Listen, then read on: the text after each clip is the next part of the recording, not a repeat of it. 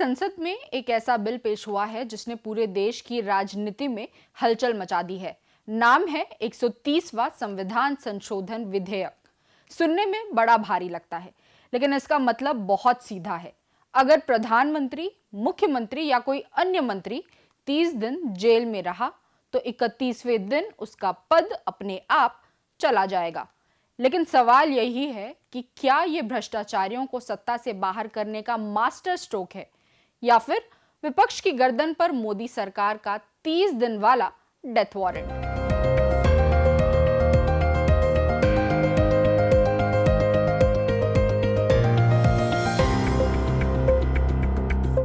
जरूरी बात में आपका स्वागत है। 20 अगस्त को लोकसभा में गृह मंत्री अमित शाह ने 3 महत्वपूर्ण विधेयक पेश किए। जम्मू कश्मीर राज्य पुनर्गठन संशोधन, ऑनलाइन बेटिंग गेमिंग विनियमन और सबसे विवादास्पद संविधान 130वां संशोधन विधेयक।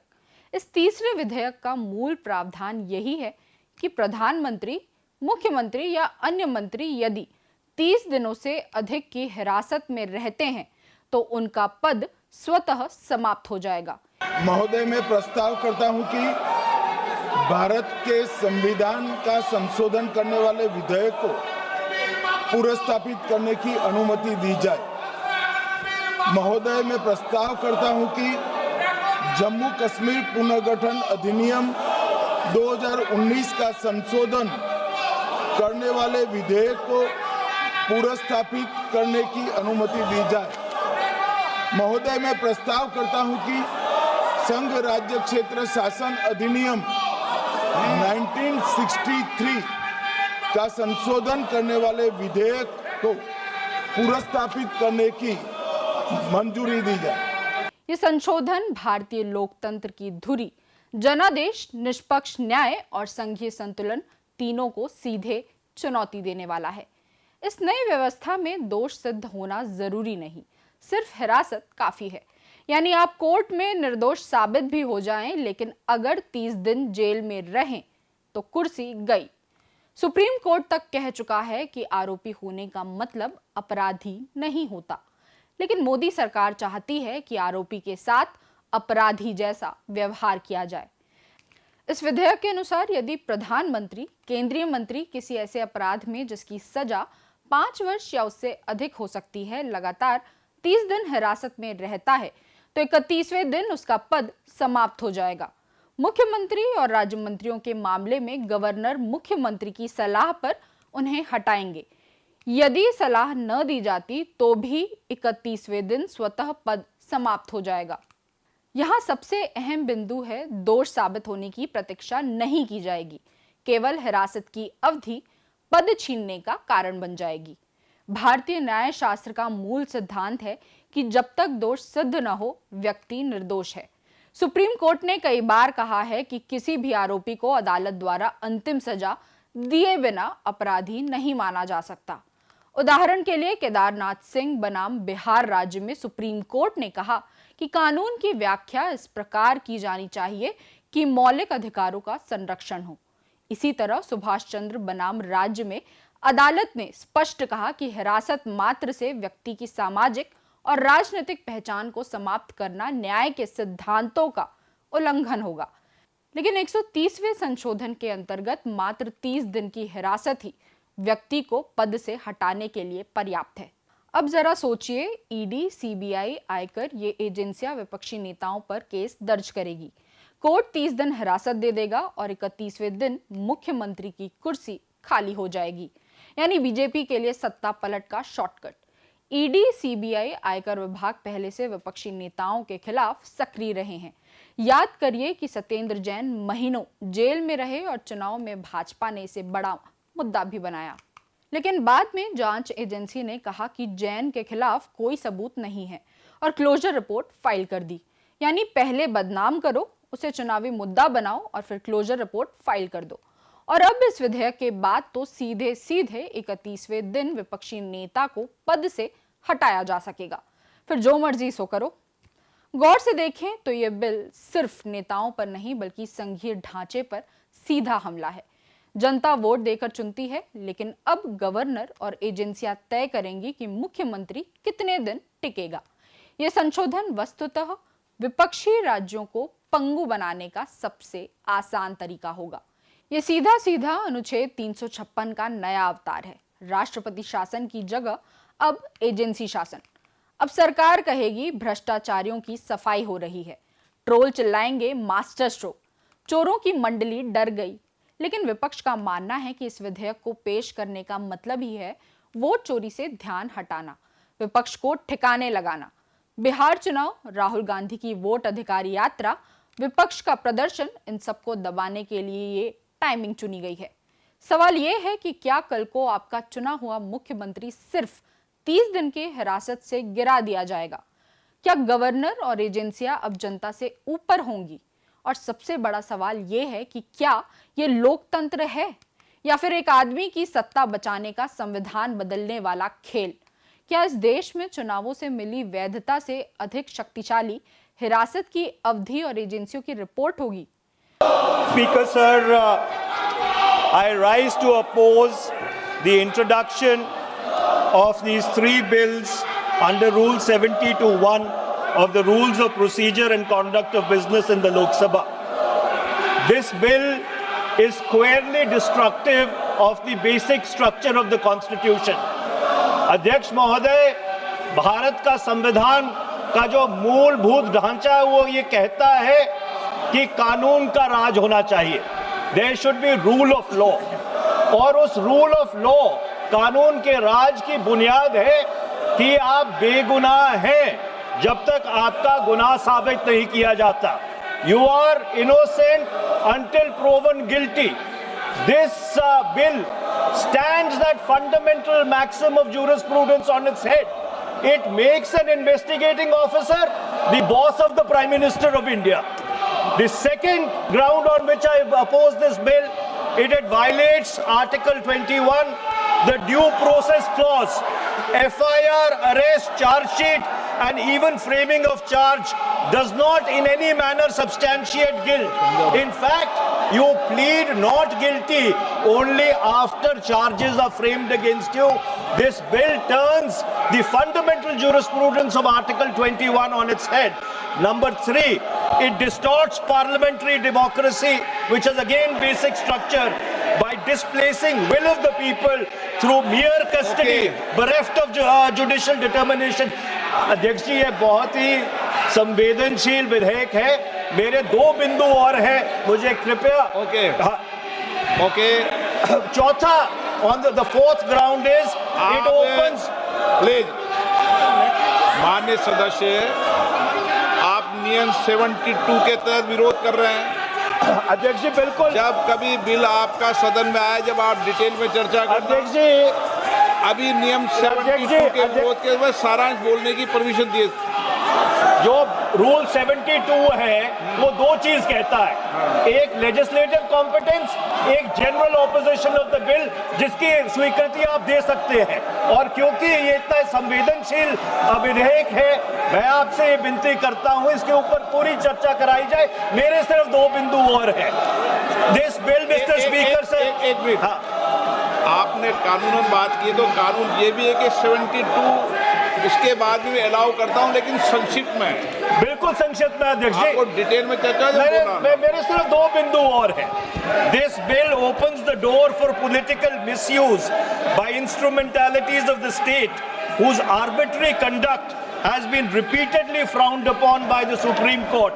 And finally, it throws all existing constitutional safeguards to the winds. Collective responsibility, judicial review, no confidence motion, and disqualification and conviction. And this makes this amendment excessive, unnecessary, and unconstitutional. इसलिए मैं इन तीनों विधेयकों का पुरजोर विरोध करता हूं और गृह मंत्री से मैं ये आग्रह करना चाहता हूं कि ये तीनों विधेयकों को वापस लिया जाए। NK. Premachandran. Speaker sir, I strongly oppose the bill, 130th Constitutional Amendment Bill, as well as the other 2 bills I strongly oppose on 4 grounds. So the first ground is the bills are to be introduced according to the rules and procedure of the House. bill is not circulated among the members. Yesterday after 1 o'clock we have received the copy of the bill, and I would like to know from the Honorable Minister, what is the undue haste and urgency in bringing such a constitutional amendment bill? What is the emergent need of having such a bill? That means the introduction of the bill itself is lacking bona fides. The bill is lacking bona fides. That is why I would like to say that this is with a mala fide intention to destabilize the opposition ruled states in various parts of the country. Number one. एक minute माननीय अध्यक्ष जी, प्रेमचंद्रन जी कह रहे हैं कि जल्दबाजी में लाया गया। इसका सवाल इसलिए नहीं उठता कि मैं इस बिल को संयुक्त समिति को सौंपने की दरखास्त करने वाला हूं। इस पर संयुक्त समिति जो राज्यसभा और लोकसभा पक्ष और विपक्ष सभी सांसदों की बनेगी, जो इस पर विचार करेगी और आपके सामने लेकर आएगी।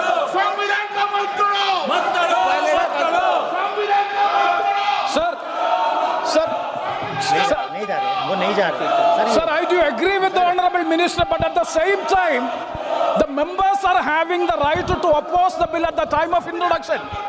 This is the legitimate constitutional right of each and every member to oppose the bill at the time of introduction of the bill. That is being curtailed. That is the problem which I am trying to say. And the second one is that is disqualified. Shri Venugopal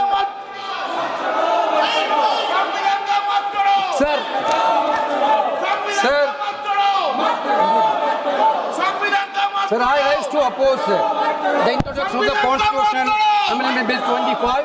Sir, this bill is to sabotage the federal system of this country. This bill is to sabotage the basic principle of the Constitution of this country. Sir, BJP people are telling this bill is to bring morality in politics. Can I ask a question to the Honorable Home Minister? When he was the Home Minister of Gujarat, he had been arrested, sir. Whether he took the morality of that point of time, ये विषय नहीं है, morality of that point of time. गृह मंत्री जी, अब मुझे सुनो जरा, मुझे सुनो गृह मंत्री जी, मुझे सुनो ना, पहले बैठ जाओ। हाँ गृह मंत्री जी, माननीय अध्यक्ष जी, मैं रिकॉर्ड क्लियर करना चाहता हूं। मुझ पर झूठे आरोप लगाए तब अरेस्ट होने के पहले मैंने नैतिकता के मूल्यों का हवाला देकर इस्तीफा भी दिया, और जब तक मैं कोर्ट से निर्देश नहीं हुआ, कोई संविधान को मैंने स्वीकार नहीं किया। ये क्या सिखाते हैं नैतिकता में? मैं तो इस्तीफा देकर गया था, और मैं तो चाहता हूं कि ये नैतिकता के मूल्य बढ़े। हम ऐसे निर्लज्ज नहीं हो सकते कि हम पर आरोप लगे और हम संवैधानिक पद पर रहें। अरेस्ट के पहले मैंने इस्तीफा दिया है। माननीय सदस्य, आप बिल पर बोलिए। आप 72 के नियम के तहत बोलिए। सर, दिस नियम से आपका डायरेक्शन है। 19 आप 72 नियम के तहत बोलिए। सर, लाइक है सर, नियम के तहत बोला आप 72। सर, दिस आपका डायरेक्शन है 19A 19B। हाँ है, Chapter on call भी है। हाँ, Very clearly telling at least 1 week notice is needed for introducing a bill. Sir, I am telling that this bill is to target the opposition ruling government. This bill is to threaten the people like Nitish Kumar and Chandrababu Naidu. This bill is to blackmail the party. Sir, my point one. आप माननीय सदस्य, आप 9 चलिए।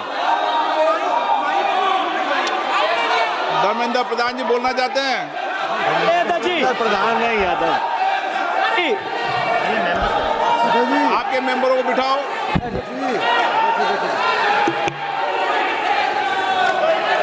धन्यवाद अध्यक्ष जी। मैं ये जो तीनों के तीनों विधेयक आए हैं, संविधान का 130वां संशोधन विधेयक 2025, एक मिनट, संघ राज्य विधेयक, देश देख रहा है आपको, संघ राज्य शासन विधेयक कि आप नैतिकता के बिल का 2025, विरोध कर रहे हो। जम्मू ये देख कश्मीर रहा है। पुनर्गठन विधेयक 2025, इन तीनों का माननीय अध्यक्ष जी, अपनी पार्टी, अपने नेता आदरणीय अखिलेश जी की ओर से पुरजोर विरोध करता हूं। और विरोध इसलिए करता हूं, माननीय गृह मंत्री जी, बहुत नैतिकता की बातें कर रहे हैं आप। आपने भाषण दिए थे चक्की पी सिंह महाराष्ट्र में, जिनको लेके डिप्टी सीएम बना के घूम रहे हैं आप। इसलिए अध्यक्ष जी, मैं इस मौके पर कहता हूं, ये बिल संविधान विरोधी, मूल अधिकार विरोधी, न्याय विरोधी।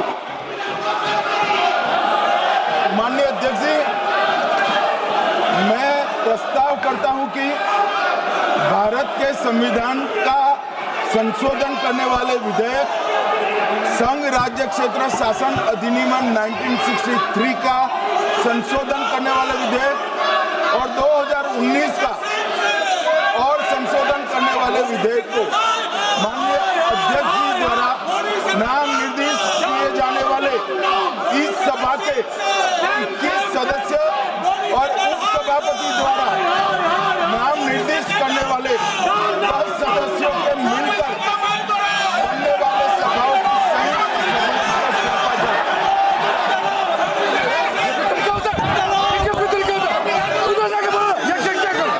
भारत का लोकतंत्र 75 सालों में बहुत कुछ झेल चुका है, आपातकाल भी, राष्ट्रपति शासन का दुरुपयोग भी, लेकिन 130वां संशोधन विधेयक शायद पहली बार ये कह रहा है कि जनता का जनादेश नहीं, हिरासत का कैलेंडर तय करेगा कि कौन सत्ता में रहेगा। यानी लोकतंत्र अब 30 दिन का कैदी बन गया है।